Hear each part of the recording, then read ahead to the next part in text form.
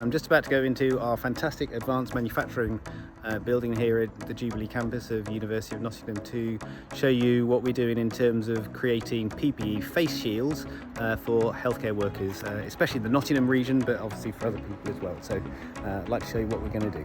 So I thought it'd be really useful for you to see how we manufacture these visors. This is the visor itself. So we have the 3D printed part, which is the grey bit here, plus a laser cut visor, which has an anti-fog coating on it, and a laser cut adjustable strap. So all of those elements meet the requirements of the CE approval, and I'm just going to show you Mark, who's done a lot of the work on these visors, and he's modelling this for us. So if Mark, turn to the side, we're supposed to use these in conjunction with other face masks.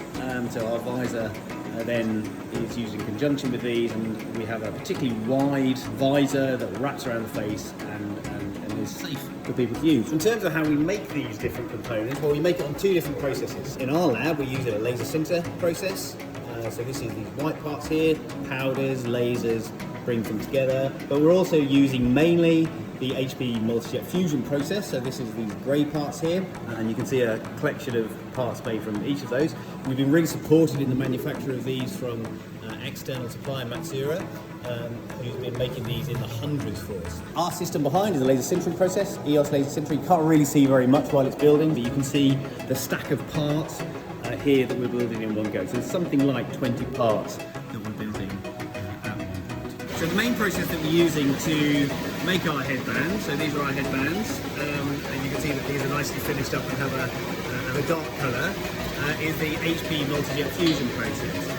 They actually pop off the system looking like this, right? So we have a finishing process to get them in their finished state.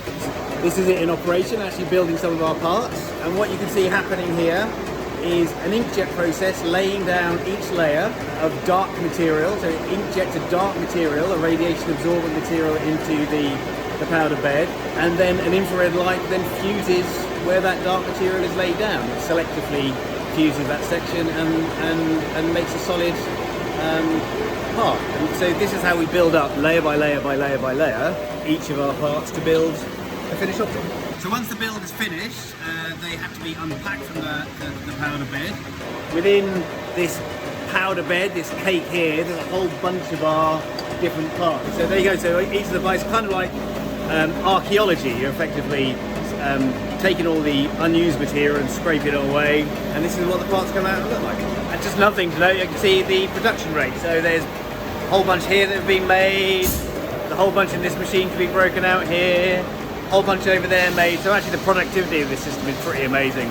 So we're hoping to build 5,000 in total over the next couple of weeks. So here's the other end of the operation, where we actually have to put these in a bag so that we can deliver them to the NHS in Nottingham. There's Nisma there working away, Mark putting them in boxes, and Ariel over the other side here. So I'll just broadly show you what we're doing. I'm super proud of being able to use the lab and get researchers in who've been absolutely really willing to come in and help. We basically have a stack of visors, we have a bunch of the straps and a bunch of the actual headband bit, plus some instructions. Really important for us to have some instructions. There they are. And we're then putting them in the bags, stacking them in the boxes, and now we can then deliver those to the NHS. So as I say, it's been a great team effort.